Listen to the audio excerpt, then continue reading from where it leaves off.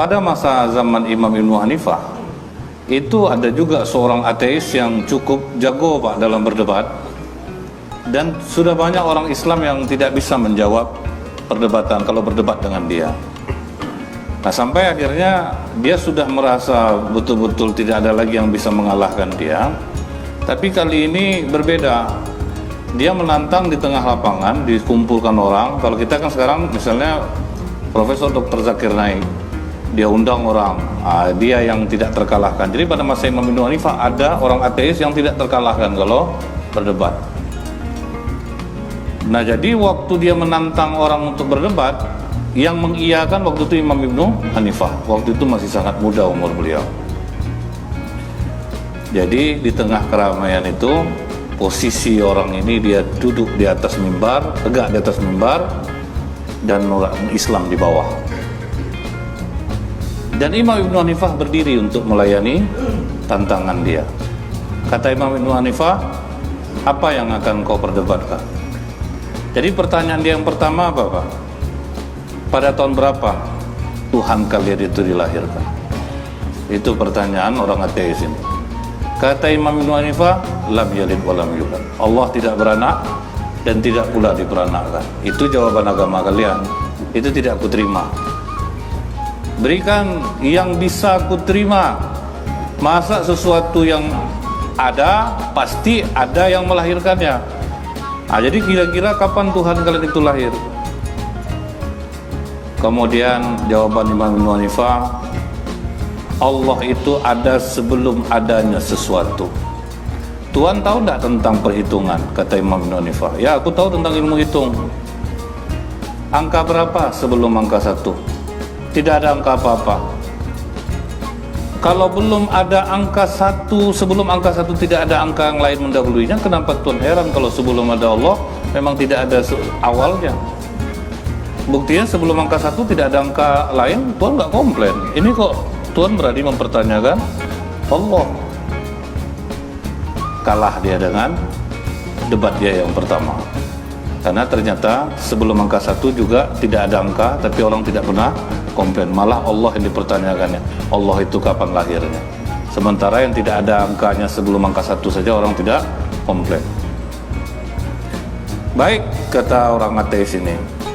Jadi di mana kira-kira Tuhanmu itu berada sekarang? Karena sesuatu itu pasti ada tempatnya. Dan pertanyaan seperti ini Pak sering juga dipakai orang di zaman sekarang. Di mana tempat Tuhan itu? Jadi kata Imam Ibnu Hanifah, Tuhan tahu enggak bagaimana bentuk air susu? Tahu? Apakah di dalam campuran susu itu ada keju? Ada. Kalau dia sudah bersatu dalam gelas, bisa enggak Tuhan tunjukkan di mana posisi keju itu sekarang? Kata orang ateis ini, ya keju itu meliputi segala sesuatu. Begitu juga dengan Tuhan.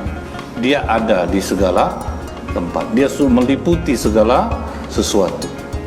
Tak kalah lagi dia untuk yang kedua. Kemudian bertanya lagi orang ateis ini kepada Imam Ibnu Hanifah, tunjukkan kepada kami zat Tuhan kamu itu apa? Zat benda padatkah, benda cairkah, atau apa? Maka Imam Ibnu Hanifah menjawab, Tuhan pernah tidak duduk di dekat orang yang sedang sakratul maut? Ya. Sebelumnya dia bergerak-gerak? Ya. Waktu ruhnya keluar, Tuhan masih berada di sana enggak? Ya, masih berada di sana. Tahukah Tuhan ketika ruhnya itu keluar? Tidak. Tahu enggak Tuhan ruh dia itu bentuknya padat atau cair? Aku tidak melihatnya. Sedangkan ruh seorang makhluk saja yang keluar, Tuhan tidak tahu padahal Tuhan duduk di sana. Sekarang Tuhan mempertanyakan zat Tuhan itu benda padat atau benda cair. Sangat keterlaluan Tuhan ini. Wah, teman nolak dia Pak, iya pula. Sedangkan ruh manusia aja tidak bisa dia mengatakan bentuknya seperti apa, kok Tuhan yang dipertanyakannya. Baik. Kemudian apa lagi katanya? Wahai Hanifah, ke arah manakah Allah itu menghadapkan wajahnya? Jadi kemana Allah itu menghadapkan wajah? Dijawab oleh Imam Ibnu Hanifah, kalau Tuhan menyalakan lampu, kemanakah cahaya itu menghadap? Ke seluruh ruangan. Begitulah Allah. Allah itu cahayanya menghadap ke seluruh alam ini. Jadi tidak menghadap dia ke sana atau ke sini, menghadap ke semuanya. Itulah yang cahaya, dia menghadap ke semua arah. Kemudian kalau ada orang yang masuk surga itu ada awalnya, kenapa tidak ada akhirnya? Begitu juga dengan perhitungan, kata Imam Nunifah. Ada awalnya tetapi tidak ada akhirnya. Perhitungan Pak, mana ada akhirnya Pak? Dia nambah terus, tapi awalnya ada. Nah, mulai terdiam si ateis ini. Kemudian bagaimana kebaikan surga itu akan bertambah dan tidak akan ada habis-habisnya jika dinafkahkan. Kebaikan surga itu akan bertambah. Masa dia bisa bertambah? Sementara tentu kalau kebaikan itu banyak dia akan berkurang. Maka kata Imam Syafi'i, di dunia ini saja kita bersedekah bisa bertambah nilai sedekah kita itu. Kita ngasih ilmu ke orang bertambah nilainya. Satu kebaikan yang kita buat 10 kali lipat diganti Allah. Kenapa Anda heran kalau kebaikan surga itu bertambah tidak akan pernah berkurang?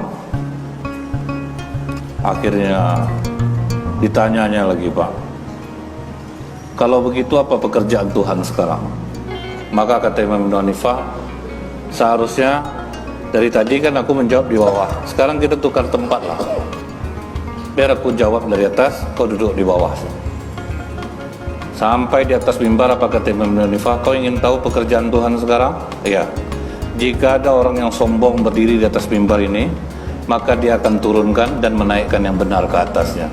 Baru kena orang ateisnya jadinya, Pak. Itulah pekerjaan Tuhan saat ini. Nah, ini di sini terlihat, Pak, apa pelajaran yang bisa kita ambil? Orang Islam itu mesti cerdas. Dia harus banyak referensi. Jangan kita memilih-milih guru, Pak. Semuanya dengarkan saja. Justru, Pak, ya, datang orang, kalau banyak guru bingung, saya Ustaz, bingung itu yang membuat kita paham, Pak. Kalau tidak bingung kita gimana kita mau paham? Kata Ustaz ini, kata Ustaz ini, kan bingung kita tuh jadinya. Akhirnya kita mencari pemahaman.